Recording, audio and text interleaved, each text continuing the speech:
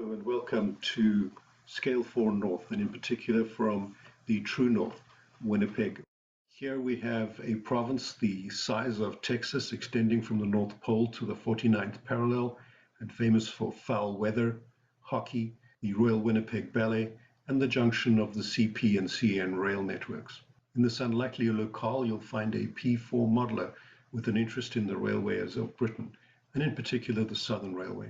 Since my childhood, I've been fascinated by the railways of Britain, and in particular the Swanage branch. I've been fortunate enough to visit this branch on a number of occasions, and it has been a lifelong ambition to complete a scale model of the station. The idea of recreating the charm of Victorian steam locos, and of course their successors, trundling along the branch, is an ambition of mine that I would like to be able to fulfill. My wife and I have been fortunate enough to travel to Dorset on a number of occasions, where of course one can visit the branch. The advantage is you can observe, photograph and measure to your heart's content. Disadvantage is, of course, everyone knows when you get it wrong. 2 years ago I commenced construction of a P4 layout, making use of a modular system of a plywood framework covered with expanded polystyrene foam for scenery. Each module is 4 foot 8.5 in length and 2 feet wide. Sum total of the 4 modules together is conveniently 18.83 feet.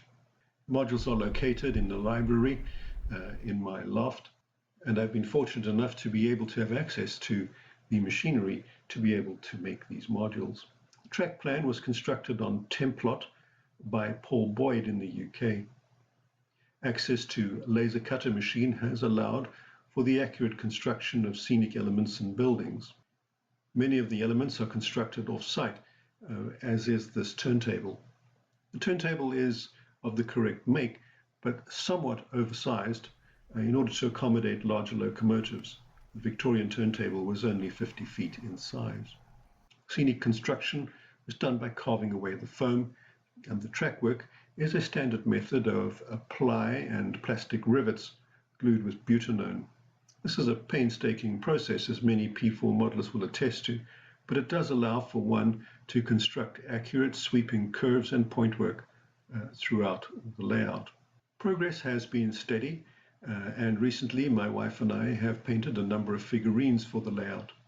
They patiently wait their turn to inhabit the area. They're painted using artistic techniques of overhead lighting and complementary colors to create for three-dimensional contrasts on the figures that otherwise often look flat.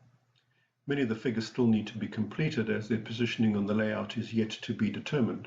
The technique employed is that used by historical miniatures painters, who routinely will try and achieve a light source from a standard area, as is highlighted in particular by this flat figurine. The final positioning will determine where the lighting comes from in order to place these figurines appropriately. Construction of the track work is nearing completion, and the electrical work is wired for DCC using a track bus and an accessory bus to drive point motors. The point motors are cobalt digital point motors from DCC Concepts.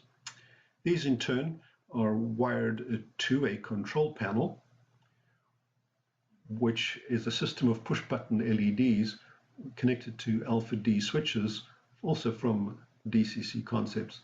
This allows for the seamless interlocking of point work. The temporary control panel functions rather well, as illustrated in this video. Ultimately, it will be a more robust affair mounted to the layout. In spite of all this electricity, one still needs the intervening hand of the operator to sometimes get things going.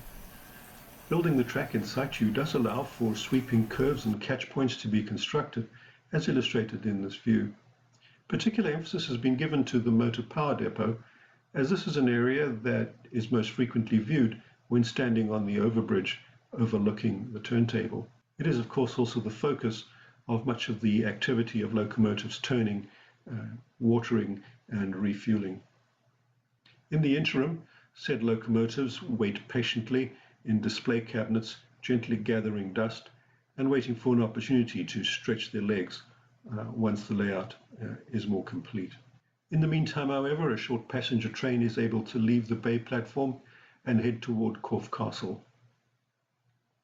I hope to be able to recapture the charm of the branch as it might have been in 1930, with trains coming through the sweeping curves over the countryside, over the bridge, past the MPD and into the station.